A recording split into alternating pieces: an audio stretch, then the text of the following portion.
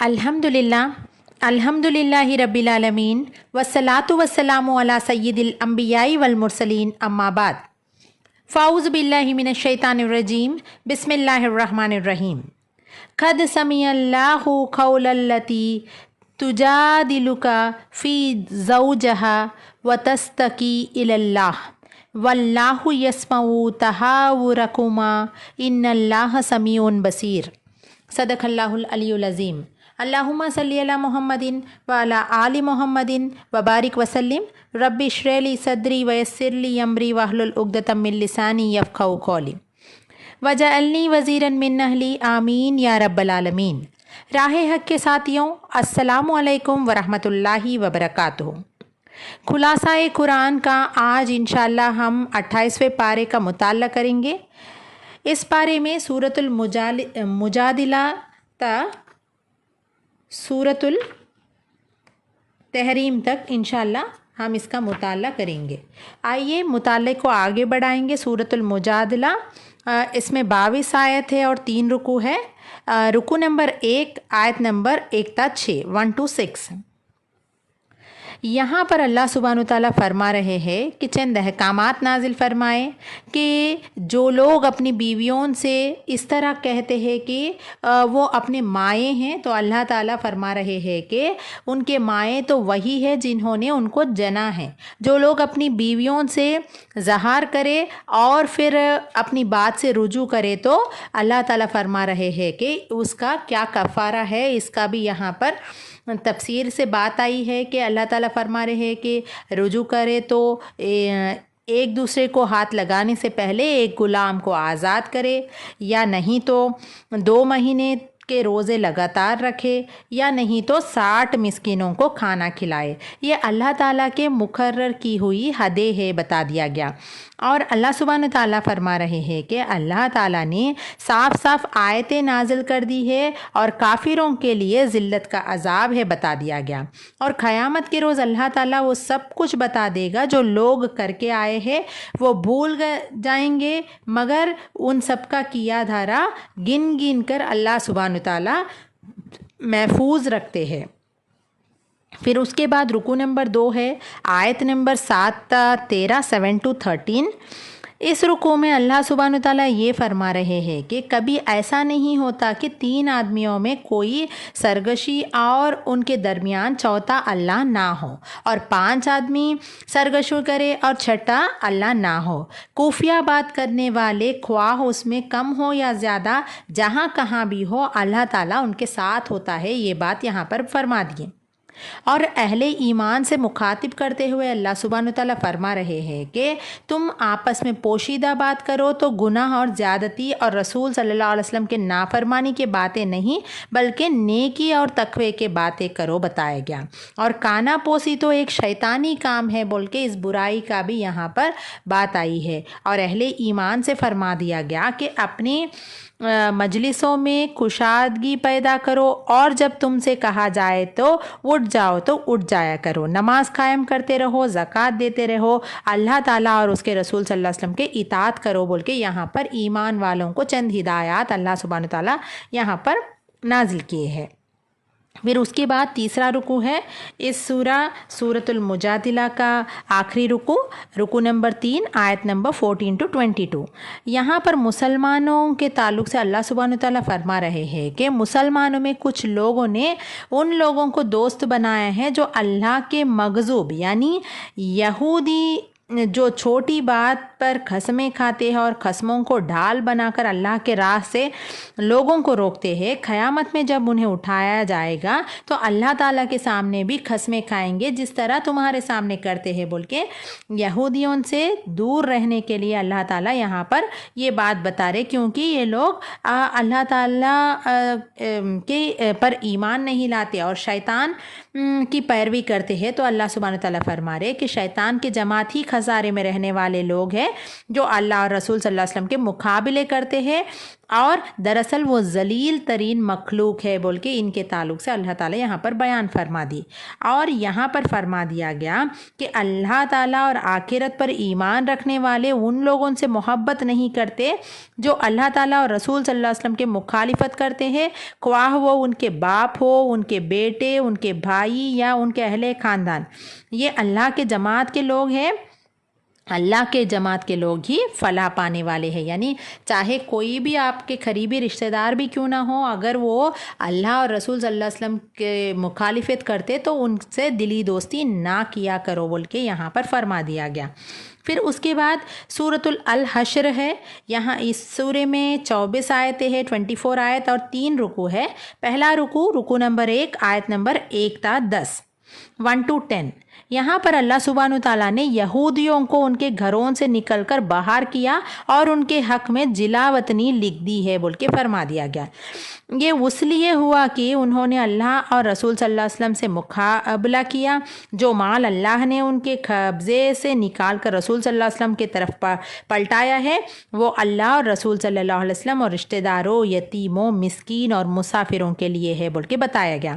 اور یہ مال ان غریب مہاجرین کے لیے بھی ہے جو اپنے گھروں اور جائیدادوں سے نکل کر باہر کیے گئے، اور ان انصار کے لیے بھی ہے جو مہاجرین سے محبت کرتے ہیں، ان کی ضرورتوں کو اپنی ضرورتوں پر ترجیح دیتے ہیں، خواہ اپنی جگہ خود محتاج ہو، اور یہ ان لوگوں کے لیے بھی ہے جو بعد میں آئے۔ یعنی یہاں پر یہ اللہ سبحانہ تعالیٰ فرما رہے ہیں کہ جب یہودیوں کو جلا وطن کر دیا گیا، جو مال غنیمت ہے وہ اس پر کس کا حق ہے اس کو اللہ تعالیٰ فرما دیے یہاں پر۔ پھر اس کے بعد رکوع نمبر 2 ہے، آیت نمبر 11 تا 17 11 to 17۔ یہاں پر مدینے کے منافقین کے تعلق سے بات آئی ہے کہ وہ اہل کتاب یعنی بھائیوں سے کہتے ہیں کہ اگر تمہیں نکالا گیا تو ہم بھی تمہارے ساتھ نکلیں گے، اگر تم سے جنگ کی گئی تو ہم تمہاری مدد کریں گے، مگر یہ لوگ کیا ہے، جھوٹے ہیں، یہ ان کے ساتھ ہرگز نہیں نکلیں گے اور نہ ان کی مدد کریں گے۔ ان کے دلوں میں اللہ سے بڑھ کر مسلمانوں کا ڈر ہے، وہ آپس میں ایک نہیں ہے، ان کے دل ایک دوسرے سے پھٹے ہوئے ہیں بول کے اللہ تعالیٰ یہاں پر منافقین کے یعنی ان کی کیفیت کو یہاں پر بیان کر دیے ہے۔ پھر ان کی مثال یہاں پر بتایا گیا کہ وہ شیطان کی جیسی ہے کہ وہ پہلے وہ انسان سے کہتا ہے کہ کفر کر، جب انسان کفر کر بیٹھتا ہے تو کہتا ہے کہ میں تجھ سے بری الزما ہوں، مجھے تو اللہ رب العالمین سے ڈر لگتا ہے، دونوں ہمیشہ کے لیے جہنم میں جائیں گے بول کے یہاں پر شیطان کی بھی بات آئی ہے۔ پھر اس کے بعد رکوع نمبر 3 ہے، آخری رکوع سورۃ الحشر کا، آیت نمبر 18 to 24۔ یہاں پر اے لوگوں جو ایمان لائے ہیں اللہ سے ڈرو بول کے بتایا گیا۔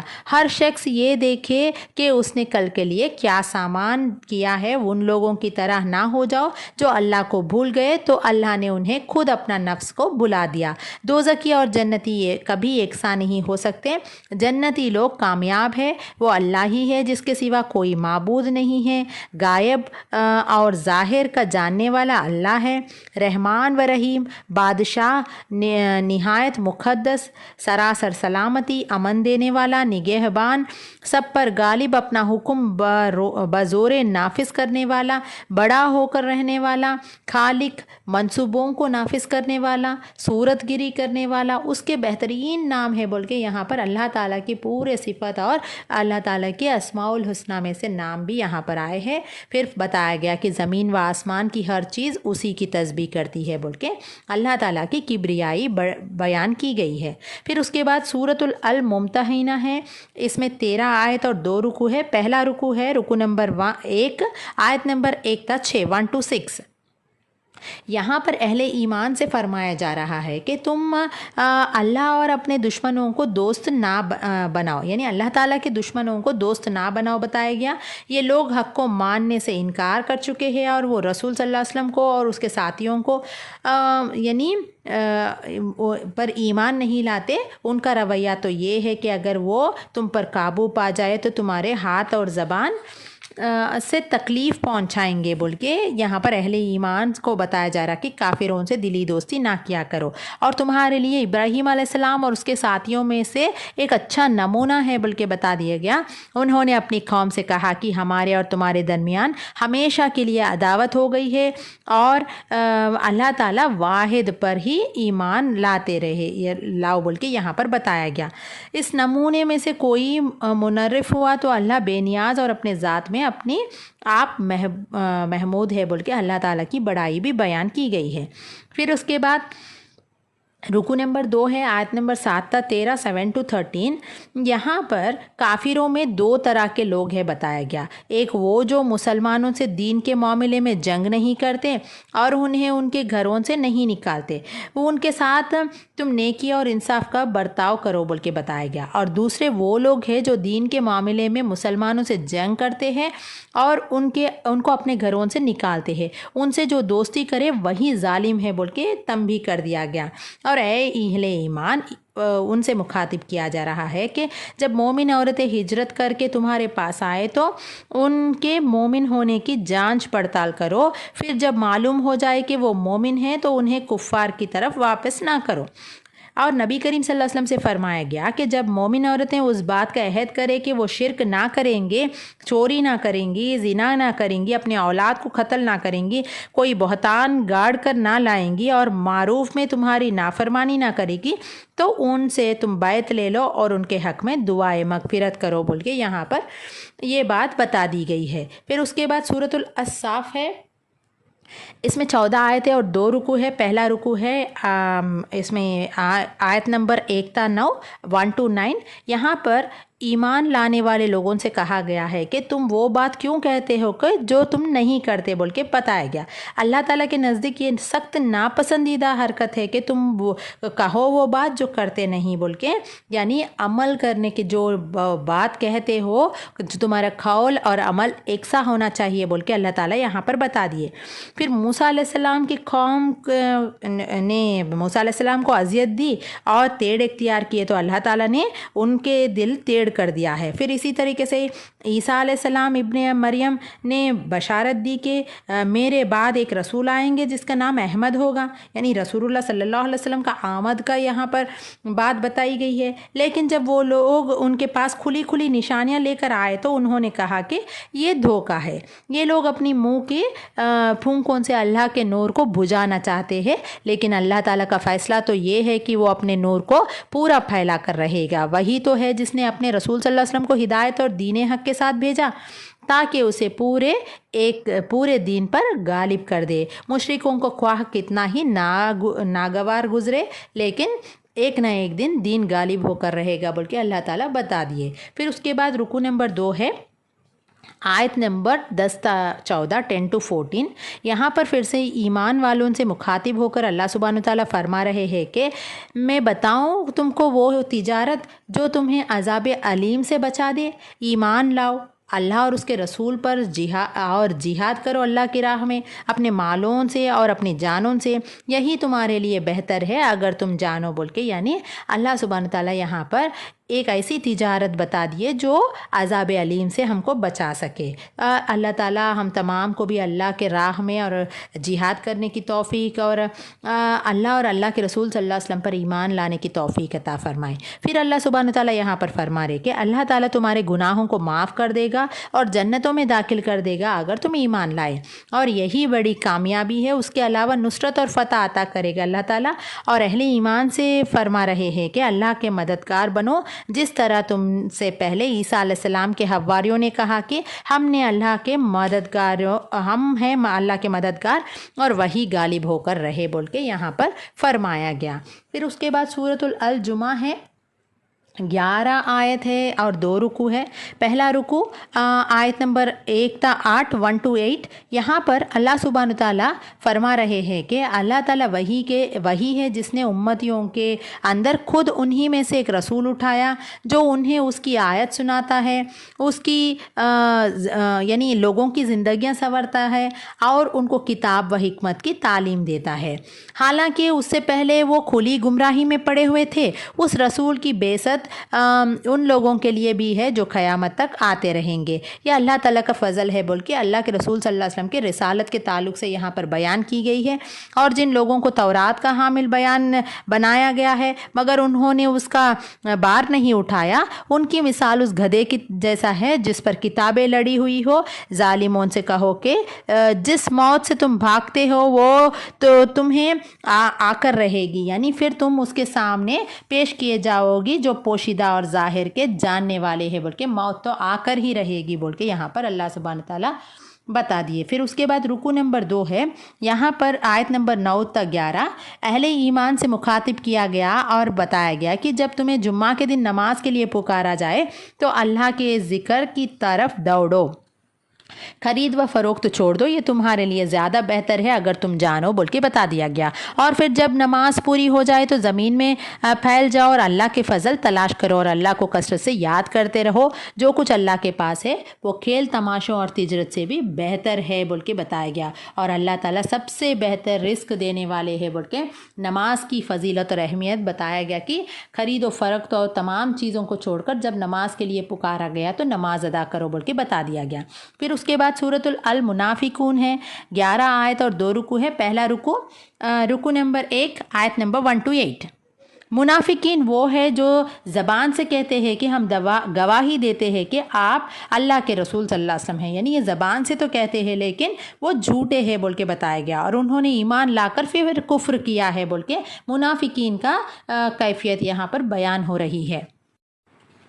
اور فرمایا گیا کہ یہ اپنی قسموں کو ڈھال بنا کر اللہ کے راستے سے خود رک جاتے ہیں اور دنیا کو روکتے ہیں، ان کے جتے تمہیں بڑے شاندار نظر آئیں گے لیکن یہ لوگ کی بات نہ مانو، یہ پکے دشمن ہیں بول کے بتا دیا گیا۔ پھر نبی اکرم صلی اللہ علیہ وسلم سے فرمایا گیا کہ تم چاہے ان کے لیے مغفرت کی دعا کرو یا نہ کرو، اللہ تعالیٰ انہیں کبھی معاف نہیں کرے گا، کس کو؟ منافقین کو بول کے بتا دیا گیا۔ پھر اس کے بعد رکو نمبر 2 ہے، آیت نمبر 9 تا 10۔ یہاں پر اہل ایمان سے فرمایا جا رہا ہے کہ تمہارا مال اور تمہاری اولاد تم کو اللہ کی یاد سے غافل نہ کر دے، جو لوگ ایسے کرے وہی خسارے میں رہنے والے ہیں بول کے بتا دیا گیا۔ یعنی مال اور اولاد 2 ایسی چیزیں ہیں جو اللہ کے ذکر سے غافل بھی کر سکتے ہیں یا تو اپنے زینت حیات بھی بن سکتے ہیں، تو اللہ تعالیٰ فرما رہے ہیں کہ اس سے اٹینٹیو رہو بول کے یہاں پر بتایا گیا۔ پھر خرچ کرو قبل اس کے کہ اس میں سے کسی کی موت کا وقت آ جائے، اللہ کے راہ میں خرچ کرنے کی بات آئی ہے۔ پھر اور اس وقت وہ کہے کہ اے میرے رب، کیوں نہ تو نے مجھے تھوڑی سی مہلت اور دے دی کہ میں صدقہ دیتا اور صالح لوگوں میں شامل ہو جاتا۔ حالانکہ جب کسی کی مہلت عمل پوری ہونے کا وقت آتا ہے تو اللہ کسی شخص کو ہرگز مزید مہلت نہیں دے گا، یعنی جب وقت آ جائے گا تو اللہ تعالیٰ مہلت نہیں دے گا بول کے بتا دیا گیا۔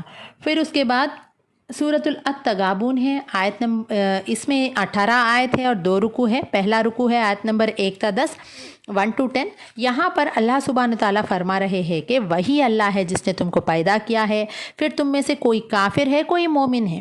اللہ نے زمین اور آسمان کو پیدا کیا ہے، تمہاری صورت بنائی ہے، اس کے پاس ہر چیز کا علم ہے، جو کچھ تم چھپاتے ہو اور جو کچھ تم ظاہر کرتے ہو سب اللہ کو معلوم ہے بتا دیا گیا، اور وہ دلوں کے حال تک جانتا ہے، یعنی اللہ تعالیٰ شیئن قدیر اور شیئن علیم ہے بتا دیا گیا۔ تم سے پہلے لوگوں نے رسولوں کو جھٹلایا جو کھلی کھلی دلیل اور نشانیاں لے کر آتے رہے، انہوں نے منہ پھیر لیا، تب اللہ بھی ان سے بے پرواہ ہو گئے۔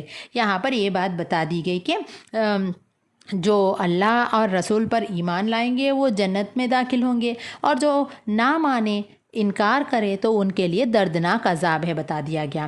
پھر اس کے بعد رکو نمبر 2 ہے، آیت نمبر 11 تا 18، 11 to 18۔ یہاں پر فرمایا گیا کہ کوئی مصیبت کبھی نہیں آتی مگر اللہ کے اذن سے آتی ہے، اللہ تعالیٰ کی اطاعت کرو اور رسول صلی اللہ علیہ وسلم کی اطاعت کرو فرمایا گیا، اور اگر تم اطاعت سے منہ موڑے تو رسول صلی اللہ علیہ وسلم پر صاف صاف حق پہنچا دینا کے سوا کوئی ذمہ داری نہیں ہے۔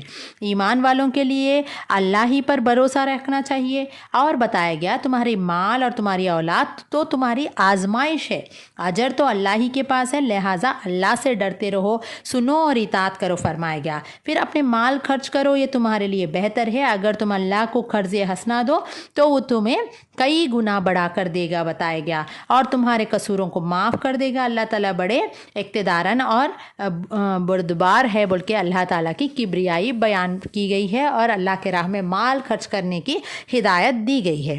फिर उसके बाद सूरतुल अत-तलाक है, 12 आयत है और 2 रुकू है।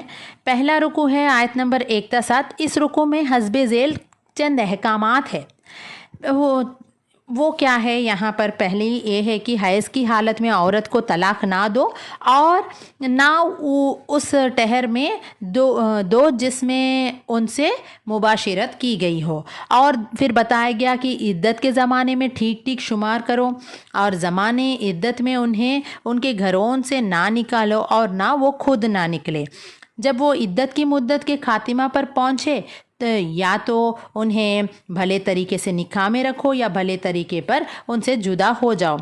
उस मौके पर 2 आदमियों को गवाह बना लो, जो कोई अल्लाह से डरते हुए काम करेगा, अल्लाह ताला उसी के लिए मुश्किलात से निकालने का रास्ता पैदा करेगा और ऐसे रास्ते से रिस्क देगा जिधर उसका गुमान भी ना जा सकता हो। और फिर बताया गया कि जिन औरतों का हैज़ बंद हो जाए या जिन्हें अभी हैज़ ना आया हो, दोनों सूरतों में इद्दत 3 महीना है और हामिला औरतों की इद्दत की हद उनका वाज़े हमल है और ज़माने इद्दत में उनको उसी जगह रखो जहां तुम रहते हो और उन्हें सताओ नहीं बताया गया। फिर अगर वो हामिला हो तो हमल तक पूरा खर्च दो, फिर बच्चे को दूध पिलाए तो उनकी उजरत उन्हें दो बताया गया। फिर खुशहाल आदमी अपनी खुशहाली के मुताबिक नुफ़का दे और जिसको रिस्क कम दिया गया तो उसी माल में से खर्च करे। यानी यहाँ पर पूरे चंद अहकामात नाजिल किए हैं अल्लाह ताला, तो इस पर अमल करने के लिए मोमिनीन को कहा गया है। फिर उसके बाद रुकू नंबर 2 है, कितनी ही बस्तियां हैं जिन्होंने अल्लाह और उसके रसूलों से सरताबी की तो अल्लाह ताला उन्हें बुरी तरीके से सज़ा दी है बोल के बताया गया। आयत नंबर 8 ta 12 यहाँ पर अल्लाह ताला फरमा रहे हैं कि अल्लाह ने उनके लिए आखिरत का अजाब तो मुहैया कर रखा है और बद फरमाया गया कि जो लोग ईमान लाए, अल्लाह ने तुम्हारी तरफ एक नसीहत नासिल कर दी है, रसूल जो अल्लाह की तरफ से साफ साफ हिदायत देने वाली आयत तुम्हारे पास ले आए हैं, उस आयत पर ईमान लाओ फरमाया गया और तारीखियों से निकलकर रोशनी में ले आए हैं। रसूल सल्लल्लाहु अलैहि वसल्लम फरमाया गया, रसूल सल्लल्लाहु अलैहि वसल्लम की रिसालत की बयान की गई है और ईमान लाने वाले और नेक अमल करने वाले जन्नतों में दाखिल किए जाएंगे।